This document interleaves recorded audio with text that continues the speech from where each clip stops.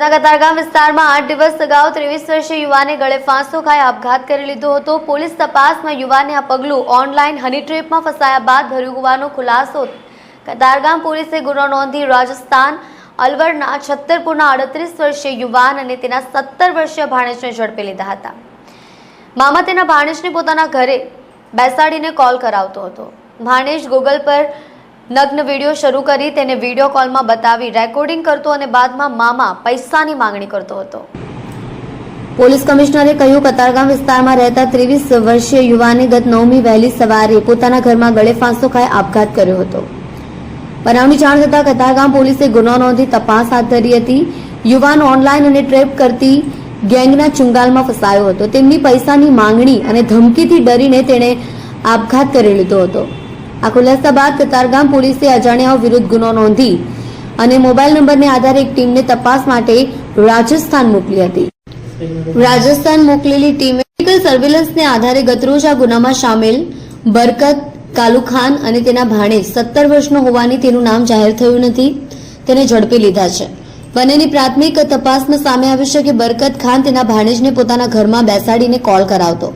માત્ર 10 ચોપડી ભણેલો ભાણેજ વિડીયો કોલ કરતા અન્ય મોબાઈલ ફોનમાં ગૂગલ ઉપર નગ્ન વિડીયો શરૂ કરી વિડીયો કોલ બતાવીને રેકોર્ડિંગ કરી લીધો હતો।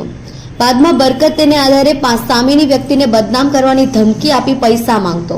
હાલ કતારગામ પોલીસે બંનેની પૂછપરછ શરૂ કરી છે।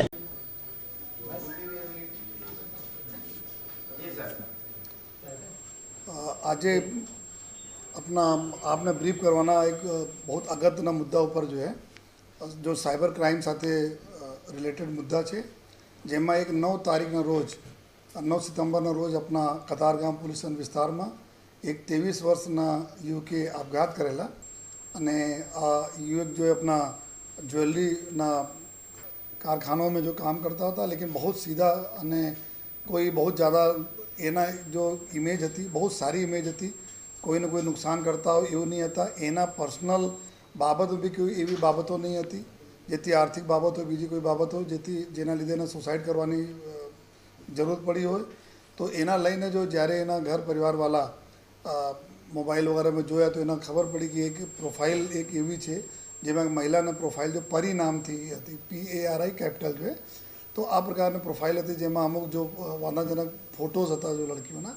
તો આ જોઈને તાત્કાલિક આ લોકોને ડાઉટ થયા, પોલીસને જાણ કરી। આ લોકો કતારગામ PI ચૌધરી પાસે ગયા। આ લોકો તુરત જ ગુના દાખલ કરવામાં આવેલા જોઈએ અને ગુના દાખલ કર્યા પછી જો અમે લોકો જોયા કે આ જો ન્યૂડ આપણા વિડીયોઝ और ન્યૂડ ફોટો ભેજીને જો લોકોનો ટ્રેપ કરીને જો પૈસા પડાવવાની આ ગેંગના કામ હતા જોઈએ।